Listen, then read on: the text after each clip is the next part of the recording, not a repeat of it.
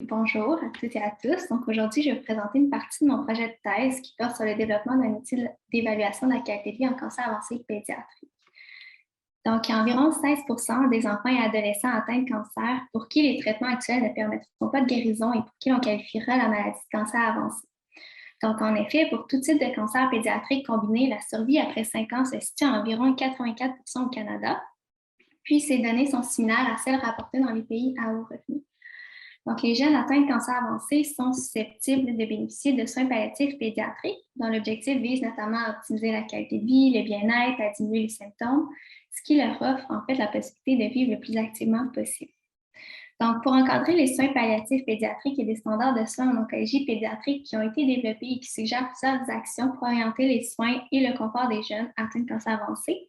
Donc, ils insistent notamment sur la nécessité d'évaluer régulièrement et systématiquement l'état de santé global, incluant la qualité de vie et la sphère psychosociale, afin de pouvoir mettre en place des interventions répondant aux besoins des patients et de leur famille. Et en fait, cette approche-là nécessite donc des outils d'évaluation de la qualité de vie adaptés à cette population unique. Donc, il est généralement entendu que la qualité de vie, c'est une notion multidimensionnelle et qui est l'objet d'une évaluation subjective de sa propre vie. Puis la Société canadienne du cancer ajoute que la qualité de vie se définit parce que l'enfant croit important dans sa vie, ce qui reflète vraiment la nécessité de comprendre comment les jeunes atteints de cancer avancé perçoivent et décrivent leur qualité de vie. L'utilisation d'outils auto-rapportés, donc les Patient Report Outcomes, ça permet d'évaluer le sens que la personne accorde à son état de santé et à son expérience vécue.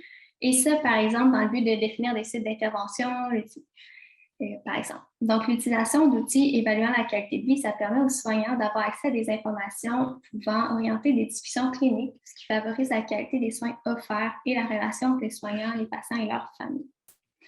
Donc, il y a plusieurs outils d'évaluation de la qualité de vie qui ont été développés pour les patients adultes. Toutefois, ces outils-là ne peuvent pas être utilisés en pédiatrie en raison des différences notables entre les contextes de soins et les populations. Puis, il y a peu d'outils en fait qui sont disponibles pour évaluer la qualité de vie en cancer avancé pédiatrique.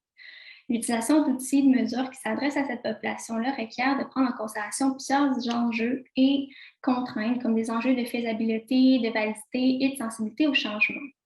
Il y a 2 récentes revues systématiques qui ont montré que les outils d'évaluation de la qualité de vie existants ont plusieurs limites lorsqu'utilisés auprès des jeunes atteints de cancer avancé en soins palliatifs pédiatriques. Il n'y aurait aucun outil qui nous permettrait d'évaluer adéquatement leur qualité de vie. Il est donc crucial de développer de nouveaux outils d'évaluation de la qualité de vie qui vont être valides et fiables. Donc, il y a plusieurs arguments qui plaident en faveur du développement de mesures auto-rapportées de la qualité de vie pour les jeunes afin de reconnaître leur voix dans la communication des soins et la prise de décision quant à leur santé. Donc, par exemple, ils sont capables de parler de leurs symptômes et de leur qualité de vie. Ils sont capables de se forger une opinion, de manifester leurs préférences quant à leurs soins. De plus, l'implication des jeunes dans les discussions portant sur leurs intérêts, leurs choix et leurs soins pourrait favoriser un développement d'un sentiment de responsabilité personnelle envers eux-mêmes, un plus grand sentiment de contrôle, leur autonomie et leur empowerment. Finalement, la participation des jeunes aux prises de décision peut faciliter l'identification des objectifs de soins et la communication. Donc maintenant, je vais vous parler du programme Advanced QL pour Quality of Life. Donc, puisqu'aucun outil disponible ne permettait d'évaluer adéquatement la qualité de vie en cancer avancé pédiatrique, Avon Blondin et ses collaborateurs ont mené 2 études qui ont permis de développer la première définition opérationnalisée de la qualité de vie en contexte de cancer avancé pédiatrique.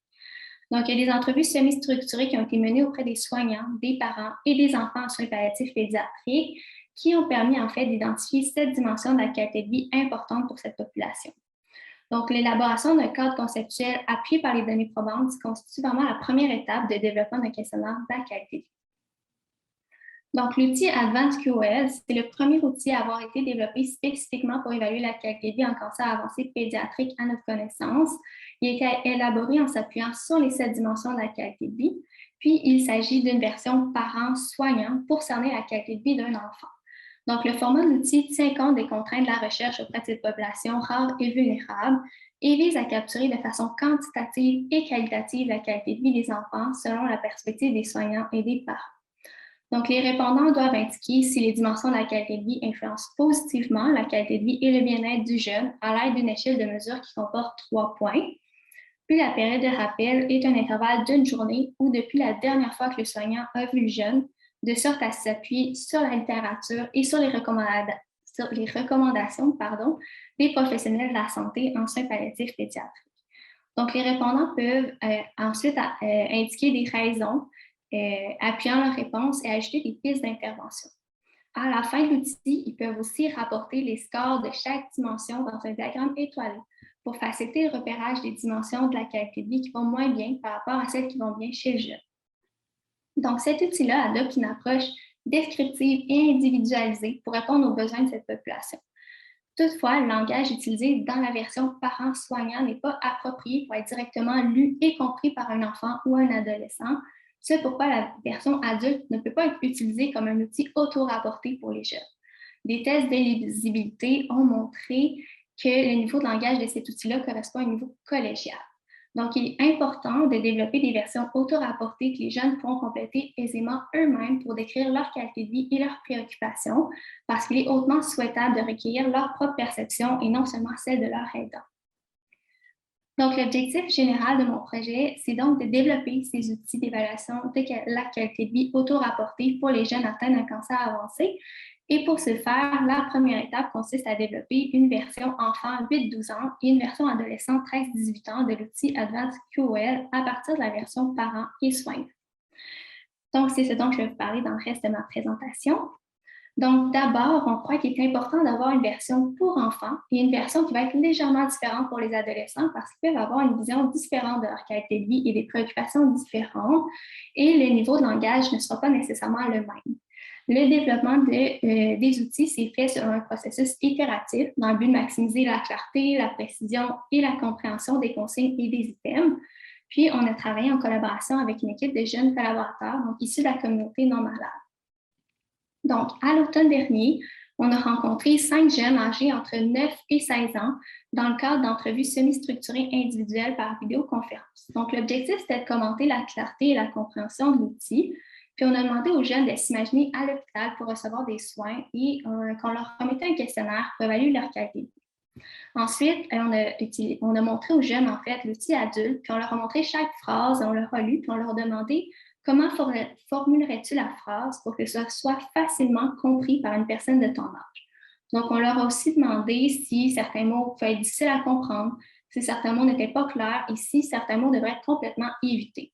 On a noté toutes leurs suggestions. Et ces rencontres-là, en fait, nous ont permis de développer une première version pour les enfants et une pour les adolescents.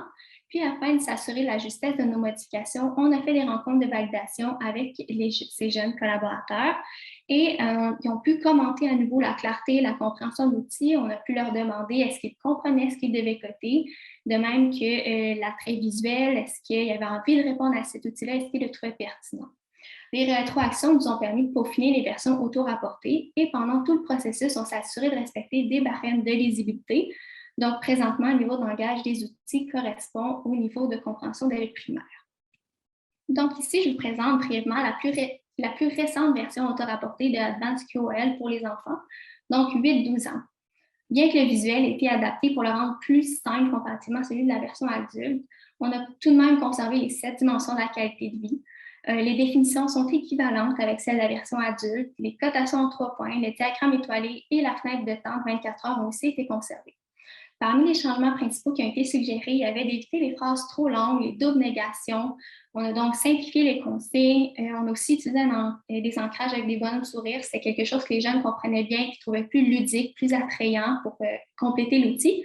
Puis, l'outil s'adresse maintenant donc directement aux jeunes, ce qui fait en sorte qu'ils peuvent se sentir plus concernés lors de la complétion de l'outil et que c'est plus simple à comprendre. Et finalement, on a remplacé le terme qualité de vie par le terme bien-être parce que c'est un terme qui était plus vulgarisé et qui résonnait davantage chez les jeunes. Donc, pour les prochaines étapes, en fait, ce qu'on souhaite faire, c'est lorsque les versions préliminaires, enfants et adolescents, vont être approuvées par l'équipe de recherche, on souhaite évaluer la compréhension des versions auto-rapportées auprès de notre population cible parce qu'on pense que c'est important d'aller valider avec eux s'ils comprennent bien qu'est-ce qui est demandé dans cet outil-là. Et en fait, on va utiliser des entretiens cognitifs. Puis, on souhaite aussi évaluer la validité sociale de ces outils-là. Donc, on souhaite recruter 8 à 10 participants par tranche d'âge, qui va nous permettre de raffiner les outils Advanced QOL. Puis, finalement, les intérêts cliniques du projet, en fait, le développement d'un outil d'évaluation de la qualité de vie pour les jeunes atteints d'un cancer avancé permettra de répondre à un besoin rapporté par les professionnels de la santé et vise à offrir un outil dépourvu de jargon médical pour faciliter la communication. Puis, on souhaite que l'outil facilite la mise en œuvre d'interventions pour améliorer les soins palliatifs pédiatriques. Donc, je tiens à remercier tous ceux et celles qui sont impliqués sur le projet. Puis, je vous remercie là, pour votre attention. Si vous avez des questions, commentaires, ça va me faire plaisir d'y répondre. Vous pouvez aussi me contacter par courriel.